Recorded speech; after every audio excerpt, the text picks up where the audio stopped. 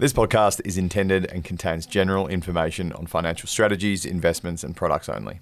Whilst Luke and I are both licensed financial advisors, we don't know your personal circumstances, goals, or objectives. We highly recommend that you reach out to your financial advisor or investment professional to discuss any of the topics that we've covered today before taking any action.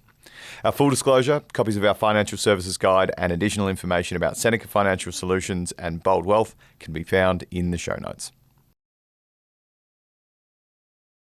Buongiorno, and welcome to another episode of Wealth and Toil.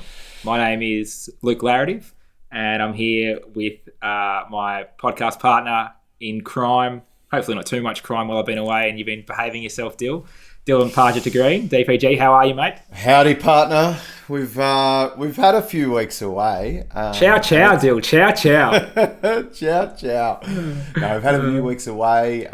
Some of us have been sunning ourselves on the Cinque Terre, and others of us have been hard at work meeting with with managers all over the US. Absolute junket. It's good to be back. Thanks to everybody that has actively been refreshing the Wealth and Toil feed to no avail. I apologise for the 3-week hiatus to the 7 people who listen to this podcast. But look, most importantly is we are back on deck, and we'll be powering through now on our usual weekly / 10-day rotation through till, I would suspect, almost up to Christmas now. Yeah, probably. almost up to Christmas. Almost up to Christmas. Mate, I think for the context as well, so Luke and I have both been away. We've both, Where were you, Dill? Where were you? I was in the US. I went on a study tour. So went around and visited a whole number of different investment firms, went to a couple of conferences, all in the US. So what cities were you in? So I went to Boston, then New York, and then finished up in LA, which was pretty cool. It was fantastic. Luke, on the other hand, has I was on holidays. He took a very well-earned break, and you know, it sounds like it was pretty exceptional, mate. Mate, it was really nice. 3 weeks in Italy. Just hired a car. Went up to Como.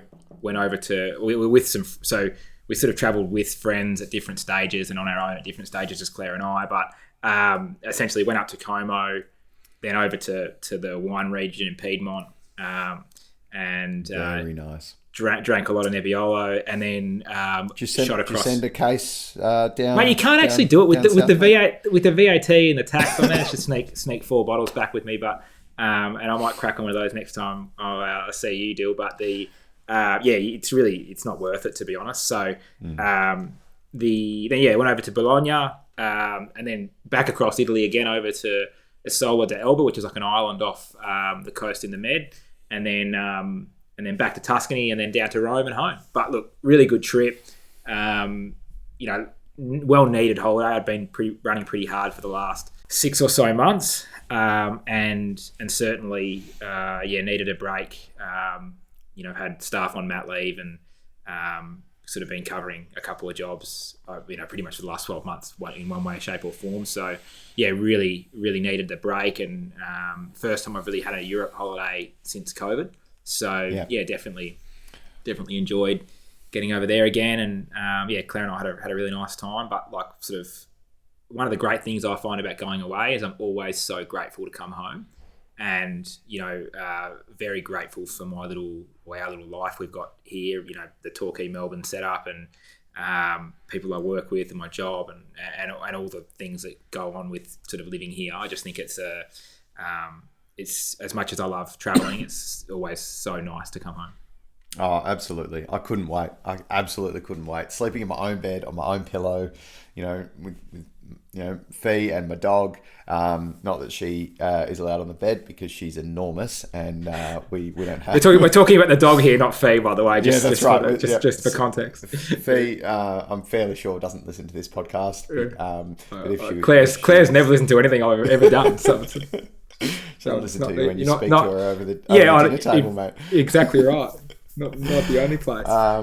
But no, it's awesome to be home. I also had a very, very short trip beforehand, and Fee and I got engaged. So that was big news there. Big news for the global markets there. Big news, moving markets, I suspect. So that was a really nice way to got engaged, and then 12 hours later jumped on a plane to America and didn't see her for 2 weeks. So love it. No, mate, congratulations. It's really nice news, and I was stoked to hear, and looking forward to a big piss up with you when you have the engagement party. Absolutely, mate. Absolutely. So, Dill, you want to push on? I was going to say, on that note, we're going to do a bit of a recap of the things we learnt today. So that we thought, there's so much to learn in traveling, but whether you're on holiday or whether you're actually overseas for quote unquote work. The study tour. I'm putting the fingers up for the people listening on home. Yeah. But the things we learned, we saw some incredible stuff, both of us. And I think. So what's number one, Dill? What's a number one takeaway for people from your trip to the US? That's applicable, that's relevant. What I normally I take notes when I go overseas, wherever work or pleasure, and always come back with a few new ideas. So, what are your sort of one or the top number one? Give me number one. So I think we'll do three. We'll do three things, but number one is by far, the thing I was most surprised about was that the US is humming along as per. It is just as much of a powerhouse as it always has been. And it is certainly not dead like some of the pundits in the media might be telling us. A couple of the days that we spent were in Boston, and we got to visit MIT and Harvard and spend some time with some of the new businesses that are coming out of there. Specifically, we were dealing with like an angel investor or an early stage private equity company that we had access to, and just hearing some of the founders of these businesses speak, visiting the actual labs that they're operating in, things like fusion power technology that can power a city the size of or it can power Manhattan using a plant the size of a reasonable size house or a reasonable size block of land. That is unbelievable type of technology, and whether or not it comes off, a lot of these things don't, but some of the amazing stuff that's coming out of these universities and the students there and what they're able to achieve. It's a phenomenal country, and it continues to, I guess, be at the forefront of development and powerhouse, and I think it probably will continue to be so. Yeah, mate. Look, I mean, at the end of the day, like what's happened in the US from a macroeconomic perspective is kind of in the Goldilocks miracle territory. You've got leading GDP among peers, low unemployment, and you've managed to hike interest rates 500 basis points while property prices have gone up, the stock market's at all-time highs, and and now they're starting to cut rates, and it's all systems go in the US. So look, it is the last 2 years in America, 3 years in America, I think as an observer looking at the data, is something I didn't think was possible, to be fair. And what they've been able to achieve there, and what the Fed's been able to do, they've just put on an absolute clinic, is the only way I can describe it. So it doesn't surprise me that you went to the US and I suppose saw some of the fruits of that, and thought that, particularly the coastal regions where you were just cooking with gas. Of course. I mean, and it's a microcosm of the whole country, and the country's so broad and diverse, and there's lots of different microeconomies within it. I was lucky enough to go to the number 1 and number 4 ranked universities in the world. Most people would think that Harvard's number 1. MIT is actually number 1 these days, and has been for a while. So sorry, Harvard. Although I did enjoy, I must say, the classic walking the grounds of Harvard was pretty special. Dill, let's face it, that's the only time you and I are getting anywhere near either of those two institutions. So I I wanted to go and buy a jumper, and I got told that is very much on the nose, that you're only allowed to wear them if you actually went to one of those schools. I think that is. I would find that off-putting if I saw you running that. I'd be having a stern. Technically, I went to Harvard. You went. You did attend it. You did. I didn't. Yeah, I went there. I didn't study there, but I went there. That's how you can tell the girls in the pub. We learned some stuff. So I'll claim that. Mate, I'm going to piggyback on the back of yours because a lot of the things I'm about to say were really heightened, or it became into my awareness, I suppose, while I was on holidays, talking to Americans, because there is a lot of Americans in Italy touristing and traveling around, and we had a few nice dinners, and Claire and I were lucky. We went to Massimo Bottura's restaurant in Modena, elite, right? But I was sitting there, that was just full of Americans. So everyone there was an American software engineer. So the Claire, so we're sitting with them. People. It's like a communal table type setup. So chat to people there and just meeting Americans along the way. It really did highlight to me that Australia is the best country in the world. And I know that's a bit like, oh, how you going? Like, yeah, here you go. But it is. Like, aside from the 28 days annual leave, the minimum wages, the no guns, superannuation, reasonably respectful and sensible and not, doesn't ruin relationship, political debate. I just thought that it just highlighted to me some of the great things that are kind of, often take for granted in Australia. They're just part of the fabric of kind of our legislation and the way that we operate here. Even stuff like food standards and the great quality produce that our agricultural sector spits out relative to other places in the world. The wine that we drink here, that a $10 bottle of wine here is just so good relative to the rest of the world. Our amazing beaches and coastlines, and obviously that's something I'm passionate about, and our natural environment here, and the sort of some of the pristine habitats and that aren't crawling with tourists and crawling with people, and just our remoteness as well. I just think it's the best place to live. It's the best place to raise a family and get married and build a life. And fortunately, you can do all that. And whilst it may not be the economic powerhouse of the US, whilst we might not be have the innovation and entrepreneurial culture that goes with the US, we also don't get 1 week's annual leave a year.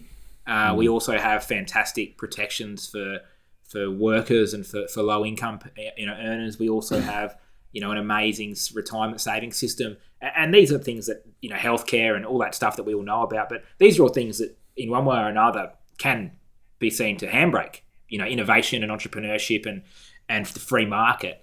But I'm happy to bet with that balance. And when I look at it on balance, I think that we've got it much more right than places like America from a fundamentals perspective. Now, I'm not saying that results in the highest possible GDP growth or the biggest stock market returns or the most money, but I know from both of our perspective, making the most money is not the idea of the game. So I was really pleased with that. That was sort of my key takeaway from my trip. No, that's it's not surprising. We are the lucky country, and like you said, it's so nice to come home and look out the window and see the that's not belittling or putting to the side some of the issues we do have, and that other people from other parts of the world are acutely aware of as well.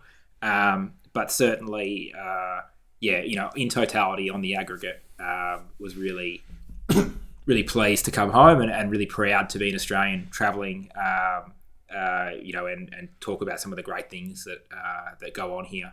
Dill, number 2, what's on your list? Number 2. So back down the investment pathway. So I got to visit with quite a number of firms. A lot of them were in New York, where we sort of spent the most time visiting with investment managers. And probably the biggest trend was private equity and specifically secondary markets, which are... So just explain what secondaries are for people who don't know.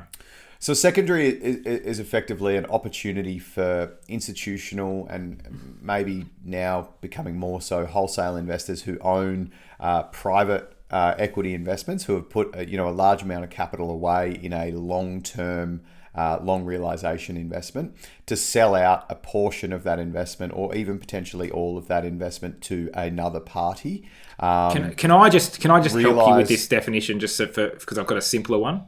Okay, I don't mean to be a dick, but it's just like a little cycle. It's a little cycle. So you have a venture company. They're just starting out. They're just an idea. They've got no revenue or whatever. They go and raise some capital. Now that capital, you can't really get it out. If you start a business, there's no, and it either works or it doesn't. At some point, you want to sell some of that down if your valuation goes up, and that's why it's called a secondary, because you're like the second set of investors into that market, and you buy the shares of the first set of investors. And it's before it goes public, before it's available to everybody. But there's this middle ground where you have these companies that have relatively liquid trading. These shares trade, but they trade privately. It's not there's no data. There's no they're not traded through the exchange. That is so much more complicated than what I was about to say. Probably.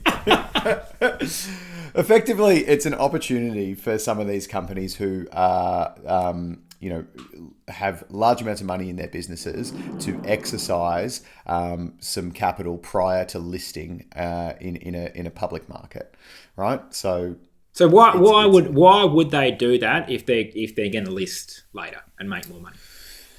Well, it's an opportunity to take some of your winnings, right? So it's de-risking. It's an injection of cash flow, an injection of capital to the business, which might be important at the time. Probably the trend was that some of these companies who are heavily involved in these secondary markets are seeing opportunities to have shorter term exposure to some of these businesses that they believe are, probably in the last 5 years of their sort of cycle, and they're getting them at a 20% discount on average. I think the interesting thing, because there is a need for cash flow or capital to these businesses, they can effectively get that entry price to somebody else's discounted exit. I think the other thing with secondaries is, and I'm helping with a couple of people with similar issues, but with listed stock at the moment, is when you're in a business, particularly an early stage business, particularly a pre-revenue or pre-profitable business that's losing money but growing, you get a lot of your compensation through stock. Now, as you receive that stock, and it goes from normally it vests over a period of time, but when it does vest, you actually are liable for tax as an individual, and so this secondary market's often created so that employees and staff can sell down enough stock to be able to pay their tax bill, because they've been getting paid relatively low wages, relative to probably what their market rate is, and they're still going to continue to get paid relatively low wages relative to what their market rate is, but they've got this huge tax bill now as their stock vests and their net worth's getting juiced up by the valuation of the firm. So I think it's that. I mean, they do serve a very practical purpose. The secondaries market, it's not some sort of financial engineering, and it has been for a number of years a reasonably good way to generate returns in private equity, and particularly for those investors who don't want to be locked up in or be making venture style or growth PE type investments. This is really PE with a relatively clear path to exit. Now, whether that path eventuates is another thing altogether, but it is certainly there. Yeah, and I think the sort of the key point that we kept hearing was that these markets are becoming much more frequently used with companies than what we were seeing, say, 10 or 20 years ago. IPO numbers are down, excluding 2021, which had a very high number of sort of tech companies coming in. But that was a bit of a catch up from post-COVID. It was a catch up, that's right.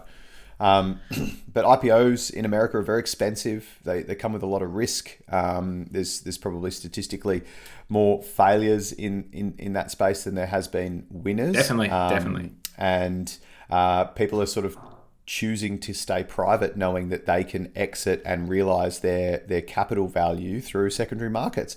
The cool thing about that is that now we're seeing some of these larger firms in the US, which were previously only institutional, start to develop products like funds, which are more available to sort of wholesale and potentially in the future, I think, retail level clients. There's probably, I think I know of maybe 4 or 5. Well, you and I use a couple that are in Australia that I know of that are decent. They've done okay over the journey, but there's not a. I don't know of a specific certainly compared to public equity. Only. I know of one. I'm not going to mention names, but No. I know of actually I know of two that are specifically targeting secondaries, and a third that is that even though it's not on the tin, that's pretty much what they do. So they're all US based companies that come out here through partnerships and distribution agreements. But I think they're kicking goals, so there's going to be more product. That's at the end of the day. If there's distribution opportunities for these funds anywhere, that's where they'll go, and they'll set up locally domiciled, unit trusts, and away they go. So mate, and that market's growing. And interesting that on your study tour, I know everyone that was there pretty much. It was it's a general financial planner type market. It's not focused on investors, professional investors. So it's cool that you guys were exposed to that, looking at that and seeing some of the value perhaps that they could add. And I think it's one of the better styles of private equity investing. I'm not a big proponent of private equity for a number of reasons, particularly a lot of the product that we get here. I think investing in secondaries at this point in the cycle makes sense. I wouldn't have said the same thing on the other side of the rate hiking environment, but I do think that the equity markets are going to be on a multi-year bull run here, and I think that's going to be really good for secondaries in the same way it's going to be really good for small caps. So I think from an Australian context, the reason we don't have much of a secondaries market here is because we list very small companies relative to the US. Where it's not unusual for an Australian company, if you're talking about the mining or technology sector, to list on a $10 or $20 million market cap. Now that just wouldn't happen on a US exchange. So anyway, that's by the by. Mate, what was your number 2? Number 2 for me, and I've written about this previously to my trip, and it just sort of confirmed it, is just the fact that older people, retiree age people, boomers, they're traveling. That's what they're spending their money on. They're away traveling, and there was just tables and tables of, older people, 60s, 70s, even 80s on tour essentially. And I'm going to call it Boomer Kentucky as a bit of a piss take, but you get the idea. Two tables full of Americans. That's not the name of this episode.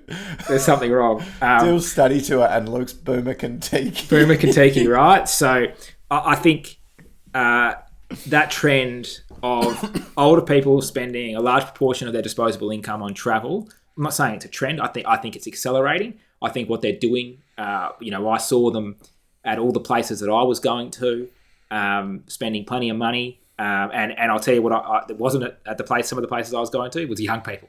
Claire and I didn't have anyone to hang out with. And mate, you're an old soul. That would have been. It was fine. It was good. We met some nice people. But the point is that it was certainly different. And I think the two sort of takeaways. One, from an investment perspective, I think there are ways to play that well on the ASX and around the world. I think the trend of and also from a policy perspective, I've written about recently is do we need to have a look at how we're taxing people and how we're providing incentives for people, sort of asset owners, older people versus wage earners, younger people. I think that's a conversation that we need to have.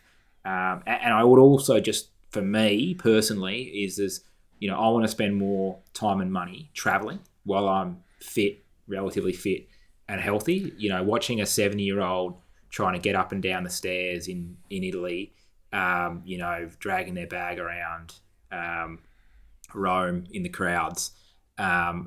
It just really highlighted to me that, waiting to travel till you're, retired, whilst you should definitely do it. I'm not saying that you shouldn't do it, but there's a certain benefit to traveling younger. And yeah, I'm just very, very grateful to have the, an able body, and I think that we should, use that and do everything that you want to do if you can afford it and you can get away with it, while you can. Yeah, 100%. I mean, like, one of the things that we talk about with our accumulator clients consistently is, don't spend all of the best earning years of your life scrimping and saving so that you have more money later, because chances are you're not going to be able to spend it all, and also you're not going to be able to do the things that you want to do. There's not that many 70-year-olds that are going bungee jumping in Queenstown. There's not many, Not many. I'm not doing that either. But the point is that, yeah. No, but you know what I mean. Like, go skiing at Mont Blanc or on physical things. Yeah, Dill. I suppose the point I'm trying to get at here is more just the practical day-to-dayness of traveling. It is more difficult at 75 than it is for me at 38. And I'm not saying you can't do it or you shouldn't aim to do it or whatever. I just think that, there's those things that are prohibitive when you get older. They're not going to be snowboarding in the backcountry in Japan, but they also, or generally most of them, some real fitness. I plan to be. I plan to be as well. I'll have bionic knees by that point though. So well, Dill, as you know, I've been an exceptional athlete my whole life, so I don't know why that wouldn't continue into my older years. All right, Dill. In the interest of time, what was your third and final takeaway from your trip to the US? So I think study tour. Whilst it's not necessarily the US related, but it just reinforced how important it is as a business owner to surround yourself with other businesses in the same area, same ilk, and learn from what they're doing, talk about your business, talk about their business, understand, the things that they've done throughout their years that have been incredible successes, learn from, what mistakes that they've made, things that they wish they'd done better. I made some, met a lot of new people, caught up and traveled with a lot of people that I already knew, but there wasn't a single conversation I think I had throughout that trip where I didn't go, particularly where we're talking about business, where I'm going, hey, that's awesome that you're doing that, or that's fantastic. I look forward to being able to implement things like that in my business when I return. So, I'm again always amazed at the quality of advisors in Australia. I think that me too, but for a different reason. Particularly when you sort of surround yourself with sort of 25 really high quality individuals and good businesses. I learned probably more than what I did from traveling and from the investment side of things. I learned about great ways to run our business in a way that supports our clients and benefits them. So that was the key takeaway. Number 3 is, when you get the opportunity to network and spend time with other businesses, take it with both hands and learn and ask questions and do whatever you can. Because, as a business owner, it can be pretty isolating sometimes. Mm-hmm. I think you talk about that. We've spoken about that a lot. But yeah, you only learn when you ask questions and you see what else is out there. I think it speaks to the quality of you as a professional, Dill, is that if you go on those trips, you get out of it what you put into it. And so, if you're asking questions and you're asking the right questions and you're encouraging people through your, reputation and the way you are to give you honest and frank answers and give you that transparency on what they're doing or why they're doing it, and, making them feel comfortable to do that. I think, that is probably why you're good at your job, in the same, with clients, having the same sort of conversations in a different forum. So it doesn't surprise me that you got a lot out of it.